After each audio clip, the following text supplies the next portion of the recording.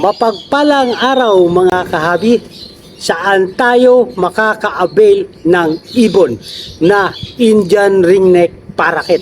Di ba tawag dito Indian ringneck parrot? Ito yung Psittacula cremeri sa kanyang scientific name. So saan tayo makaka-avail ng Indian ringneck? At ganoon din po yung katugunan ng ating mga tanong ng ating mga kahabi na gusto nila mag-avail ng Indian ringneck. Okay po, so yun po yung ating pag-uusapan sa video ito. At kung bagong viewers ka sa channel na ito at napadaan kayo at gusto nyo ganitong content, talakayan regarding sa buhay mag-ibon, ay humingi ako ng favor, please subscribe my YouTube channel, Olen Aviary at iba pa. Okay po, so mga kahabi, saan tayo makaka-avail ng ibon na Indian ringneck? At ganun din po yung katanungan ng ating kahabi na si Gabriel Murillo. Saan po maka-avail handpid Indian ringneck parrot green?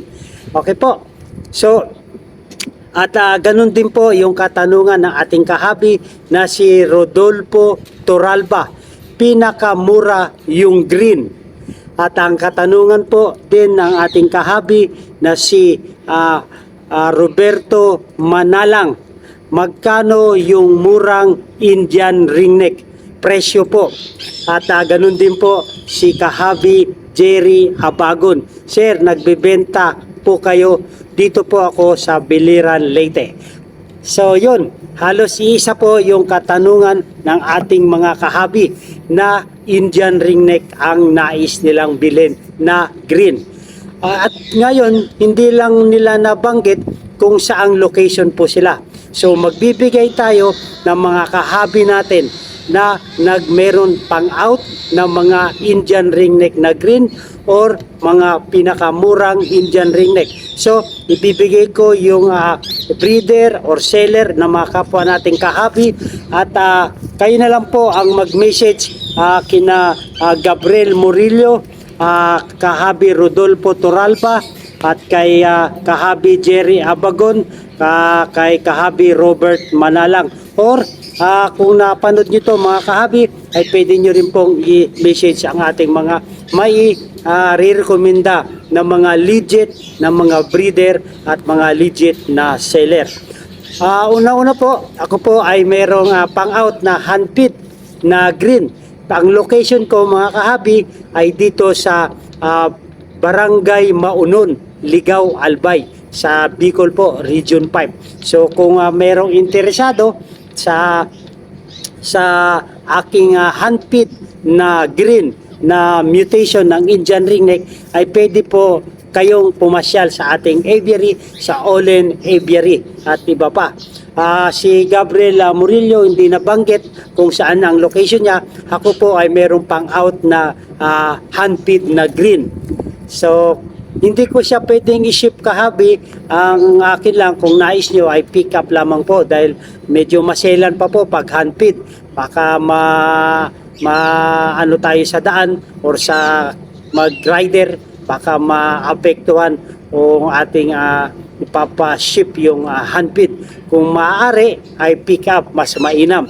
Dahil kung meron kayong mga magagandang lagayan, ay mapoprotekta natin yung ating handpid. So yun po, ang akin na pang-out ay meron tayong pang-out na handpid. So pwede rin po nyong i-message si kahabi Bernard Ventura Stanislao. Taga Bicol din po siya.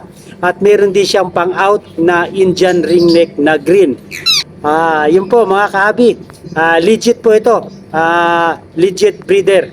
At si kahabi Ed's Mini Aviary.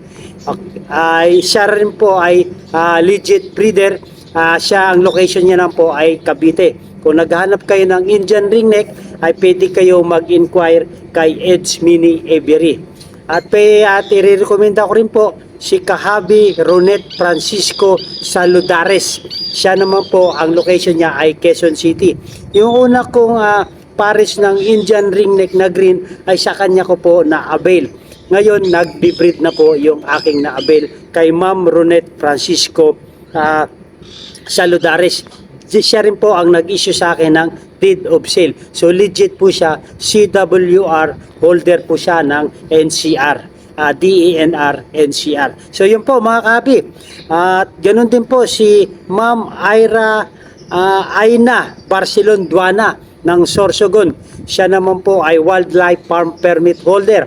Meron din po siya mga pang-out na green na Indian ringneck. Yan po ay marami tayong mga nakikilala ng mga breeder dahil ang content natin ang hangarin ng ating pagbablog ay magkaroon tayo ng communication through breeder and the buyer.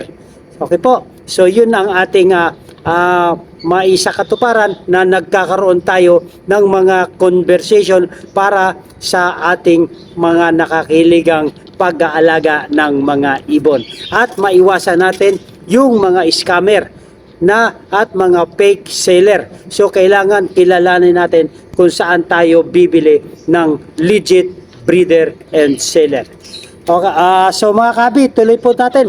Ito rin po si Kahabi Aya Makisig. Sir, shoutout po sa iyo. Si Kahabi Aya Makisig, siya naman po ay taga Laguna. Legit na breeder din po itong si Kahabi Aya Makisig. Sa Laguna naman po yung kanyang location. So mga sa naghahanap ng Indian ringneck ay pwede nyo pong kontakin sila.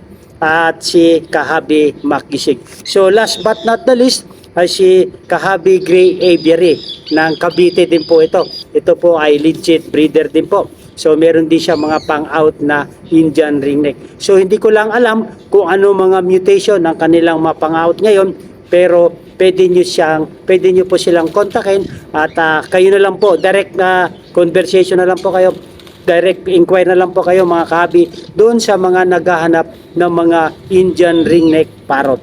Okay po, so hope meron tayong mga natutunan regarding sa paghahanap ng mga nagbebenta at sa naghahanap ng mga buyer. So nandito po sila at si Kahabi Gabriel Murillo. Kung malapit kayo sa Bicol, kung nasa Bicol kayo, pwede kayo makapasyal sa bahay at meron po akong Indian ringneck na handpin. Si Rodolfo Toralba, pinakamurang green po, yun po ang mutation ang pinakamura, yung green, normal green.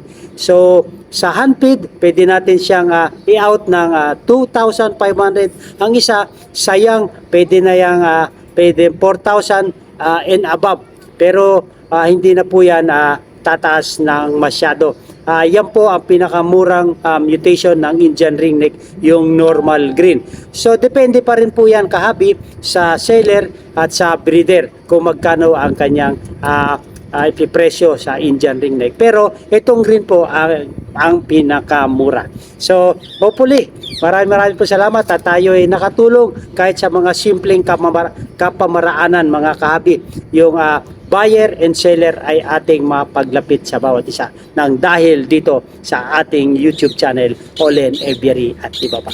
At kung nagustuhan nyo ito mga kahabi, ay humingi ako ng favor mga kahabi, pakisubscribe po at pakihit po yung notification bell para ma-update po tayo sa mga video na ating i-upload. So ito po yung ating mga legit breeder, sila Bernard Ventura Stanislao ng Bicol, si Eds Mini Aviary, shoutout po sa inyo kahabi, Eds Mini Aviary. Nagkaroon kami ng talakayan nito minsan at napakagaling pong itong breeder na si Kahabi Eds Mini Aviary ng Cavite. So Ma'am Ronet Francisco Saludares, shoutout po sa inyo ma'am ng Quezon City naman po, at kay Ma'am Queenie Aina Barcelon Duana ng Sorsogon, si Sir Kahabi Aya Makisig ng Laguna at si Kahabi Gray Aviary ng Cavite. Pwede nyo po silang kontakin, direct message na lang po kayo, direct inquire na lang po kayo kung anong mutation po ang hinahanap nyo sa Indian ringneck. So maraming po salamat. At nais ko rin pong shoutout si Kahabi Short, si Oscar, si Dino.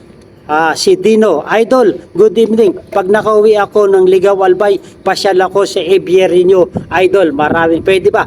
Maraming po salamat, Kahabi Oscar, si Dino. Yes po, pwede po. Sana po yung pag-uwi natin ng Bicol ay parehas ang schedule natin para magkita tayo sa ating aviary sa Ligaw Albay po. Maraming po salamat.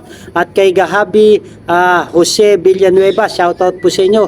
Ganda ng mga bagong ibon mo, sir. Olen, pangarap ko rin mag-alaga ng ganyang mga ibon. God bless. So maraming po salamat. Kahabi Jose Villanueva, shoutout po sa inyo. Yes po, kung talagang desire natin at tayo po ay isang hobbyist, ay kung ano yung nakakahiligan natin ay merong itong posibilidad na mangyari. Dahil alam natin na tayo mga kapwa na mag-ibon ay pagsisikapan natin na makamit natin yung ating minimiting mga species. Hopefully, one of these days mga kahabi, Jose Villanueva, ay makakamit nyo rin po ang inyong mga pinapangarap na mga ibon na gusto nyong alagaan. Okay po, basta magsumikap tayo, lahat ng ating achievement ay ating makakamit. Okay po, maraming po salamat. At si Kahabi Rio Luberita, shoutout po sa inyo. Ang gaganda ng bagong Indian ringneck mo, idol, Olen, at mga matured na. Always watching your vlog here in Katubig, Northern Samar. Pa-shout naman, idol, sa next vlog mo. Shoutout po sa inyo, Luberita ng Katubig, Northern Samar. At sa mga taga Northern Samar po, shoutout po sa inyo mga kabayan. At ako din po ay mga kamag-anak ko ay nasa Katubig din po, ang mga Ultra at Eruma. So kung meron kayong kakilala dyan, Kahabi Rio Luberita ng mga Ultra at Iruma, ay shoutout naman po ako sa kanila. Maraming salamat, Kahabi Rio Luberita, sa inyong patuloy na pagsuporta sa ating munting channel. Ang hometown ko po, Kahabi, ay sa Las Navas, Northern Samar din po. Iruma po ang aking family name. So shoutout po sa iyo, Rio Luberita. Maraming po salamat sa inyong suporta. Okay po mga Kahabi, maganda ang buhay pag may alagang ibon sa ating bahay. Mabuhay and God bless. Thank you for watching.